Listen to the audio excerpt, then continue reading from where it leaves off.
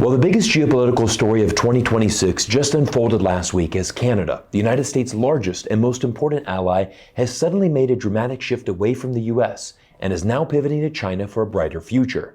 Canadian Prime Minister Mark Carney traveled to Beijing this week, marking the first time in nearly a decade a Canadian Prime Minister has visited China. It was a bold move for the Canadians, and social media has been on fire the past week as many Americans are collectively losing their mind with Canada's decision to pivot to China. But if you think this is a bluff from Canada, just listen to what Canada's Foreign Minister, Anita Anand, said this week. It is necessary for us to diversify our trading partners and to grow non-US trade by at least 50% over the next 10 years. This is not Canada hedging against the United States. This is a strategic reversal. But Prime Minister Mark Carney gave a simple yet profound quote that honestly explains this entire situation in the simplest way possible. We take the world as it is, not as we wish it to be. This quote sounds simple, but yet it explains everything you need to know about Canada's decision to shift closer to China. In a perfect world, the US and Canada would be like brothers and enjoy robust trade between the two nations. This is certainly how Canadians wish the world to be. But 9 months ago, Trump launched a trade war against the entire world, including its closest ally, Canada. Multiple Canadian industries from steel, aluminum, automotives, lumber, and copper were all hit with high US tariffs. Tariffs and global instability is one of the major reasons assets like the US dollar have declined and the price of gold has skyrocketed in the past 12 months. But stay tuned at the end of today's video and I'll explain how you can profit from this. But instead of working with Canada, the United States' most important trade partner, Trump threatened to annex the country and jokingly referred to it as the 51st state. Canadians started boycotting travel to the US. American liquor was pulled off the shelves and replaced with local Canadian brands, and it goes without saying, the United States' reputation in Canada, along with Canadian views of Trump, have soured to a historic low at the end of 2025. And this is where the second part of Carney's quote comes into play, because Canadians are now taking the world as it is and recognizing the United States under Trump is not a reliable trading partner for the immediate future. The one comparison I will give you with the United States, our relationship, this is no insight, is much more multifaceted, much deeper, much broader than it is with China. But yes, in terms of our relationship has progressed in recent months with China, it is more predictable, and you see results coming from that. This quote from the Canadian Prime Minister would have been unimaginable a year ago, but it's hard to find fault in calling China the more predictable and reliable trading partner. Trump has imposed, paused, exempted, and changed tariff policies with Canada no less than 6 times over the past year alone. These on-again, off-again tariff policies make it almost impossible for Canadian industries to do business with the US, as no business leader can plan ahead, and every day you are subject to the emotional feelings of the US president.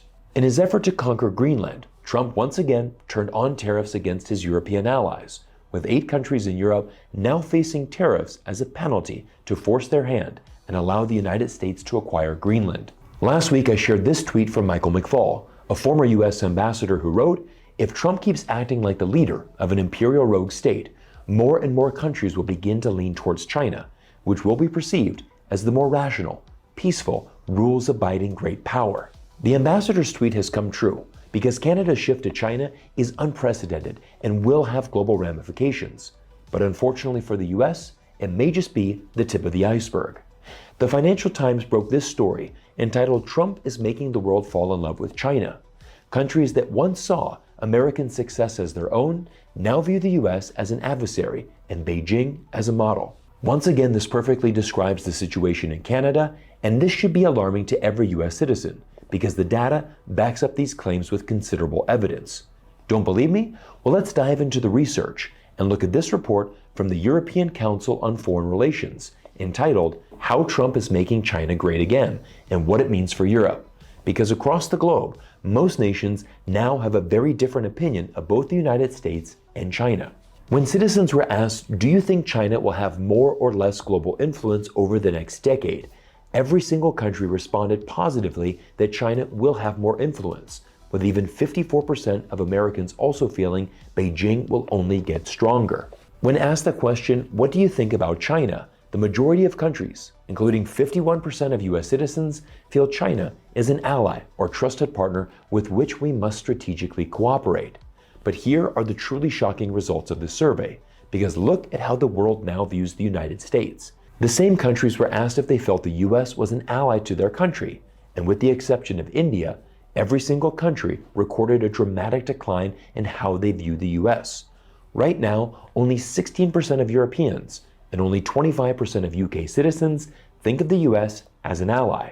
And when you ask these same citizens if they feel the election of Donald Trump has been a good or bad thing for US citizens, every single country responded negatively, showing a dramatic decline in Trump's popularity around the world. What's incredible about this survey is that it's from November 2025, long before the invasion of Venezuela and the increased threats to annex Greenland. Trump has no doubt shaken the globe, but the world is falling for China. Trump's major foreign policy theme for 2026 has been one of colonialism and expansionism. According to Stephen Miller, Trump's Homeland Security advisor, might makes right, and the United States will take new territory, annex whatever it wants, control the entire Western Hemisphere, and create a new world order. But this vision certainly doesn't align with Canadian values. And for some perspective on this, just listen to the words of Stephen Harper, who is widely known as the most pro-American prime minister in Canadian history. This really is a wake-up call for this country to truly diversify its trade export markets. You know, that's why we did sign the trade deals all around the world, Europe, Asia, Pacific, the Americas. And Canada has been, to be blunt, this is, nothing against the U.S. The reality is, independent of the current disputes, Canada has been, to use business term, and I'm in the investment business now, we have been grossly overweight the United States as a country. And there is no reason for that. Just because we have that geographic proximity does not justify the degree of dependence that we have on a single market, which is sometimes disadvantageous. This clip from Stephen Harper is so important to understand Canada's shift away from the United States. Stephen Harper was the Canadian Prime Minister from 2006 to 2015 and oversaw one of the most prosperous times in Canadian economic history. The economy became so strong that even the Canadian dollar reached par with the US dollar in September 2007 under his leadership. Now, the main reason Harper's economy blossomed was in fact a much closer and deeper relationship with China. Harper expanded trade with China, and many Canadian industries like aluminum and timber skyrocketed in profits as the Canadians were able to export their products to the quickly developing Chinese economy. So in reality, Canada announcing a new shift to China is not something new. In fact, it should be seen as a revival of past foreign policy objectives. But what's remarkable to see is just how big a missed opportunity this is for the United States, because Canada has always been extremely loyal to US interests. Don't forget, it was the Canadian government who arrested China's Meng Wanzhou, the daughter of the Huawei CEO, on behalf of the US government for Donald Trump during his first term as US president. Meng Wanzhou was under house arrest in Canada for nearly 3 years, causing significant tension between Canada and China, all for the benefit of the United States. You literally couldn't find a better and more reliable ally than Canada, but Trump has signaled to the world that his America First policy actually means America alone. And Canada is not the only country making new moves as a result. The EU just signed one of the world's largest free trade agreements with the two biggest economies of South America, Brazil and Argentina, along with Paraguay and Uruguay. This deal was 25 years in the making, but accelerated to the finish line because of Donald Trump's new foreign policy. Europe and China have also come together and finalized a price agreement for Chinese electric vehicles to enter the EU. Once again, this deal came about as a result of Donald Trump's trade war. But Canada's new trade deal with China is perhaps the most consequential because Canada has always been the little brother to the United States, and this new deal will change the future of the North American market. First, it reduces tariffs on two key products, EVs and canola oil, that will bolster trade between the two countries by several $billion a year. Second, it will slowly introduce a new breed of Chinese EVs to the North American market.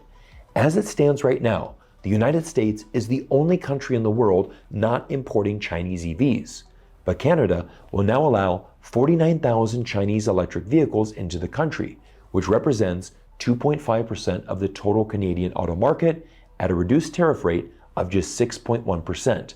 a massive drop from the 100% tariff Justin Trudeau passed against Chinese EVs in 2024. The world is already changing rapidly in 2026, and in just the first few weeks of the year, we've seen what feels like an entire year's worth of major geopolitical events unfold.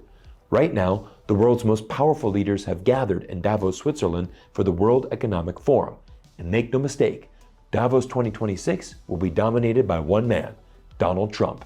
But a major theme for 2026 is going to be precious metals, and just look at the reports from some of the world's biggest banks. HSBC just predicted gold could reach $5,000 an ounce in the first half of 2026 alone. JP Morgan expects averages around $5,055 an ounce by Q4 2026, with paths to over $5,400 in 2027. Goldman Sachs upgraded to $4,900 an ounce by the end of 2026, and Bank of America sees a clear shot at $5,000 an ounce in 2026. S&P Global Intelligence just published a report about severe copper shortages, and in this current bull market, I'm profiling a US-based gold and copper exploration company, which is the sponsor of today's video, US Gold Mining Inc., which trades on the NASDAQ under the symbol USGO. The company's flagship Whistler project is located in south-central Alaska, near Anchorage, and represents one of the largest undeveloped gold-copper projects in the region. With both gold and copper trading near record highs, here's why this project and the broader setup around it